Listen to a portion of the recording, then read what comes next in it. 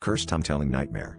I never imagined an old pocket watch could flip my world upside down, but when I found it buried in a dusty box at my grandfather's estate sale, my life took a dark turn. At first, it was a simple antique, its tarnished silver glinting in the dim light of my apartment.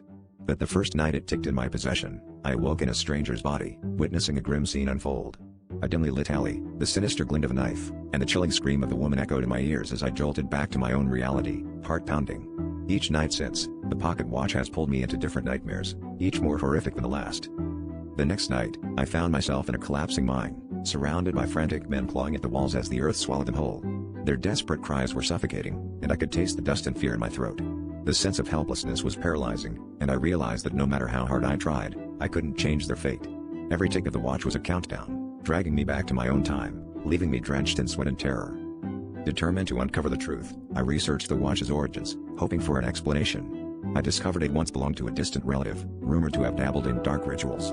The more I learned, the more the watch seemed to grip me tighter, as if it had a malevolent will of its own. Each night, the horrors continued, each scene a historical tragedy, each one seemingly random yet eerily connected by threads of human suffering. The watch was a key, unlocking a twisted window to humanity's darkest moments. The climax came when I found myself in a familiar place, standing on the edge of a cliff. The despair was suffocating, and I realized with horror that this was no distant past, it was my own future. The revelation hit me like a cold wave. The pocket watch wasn't just a curse but a warning.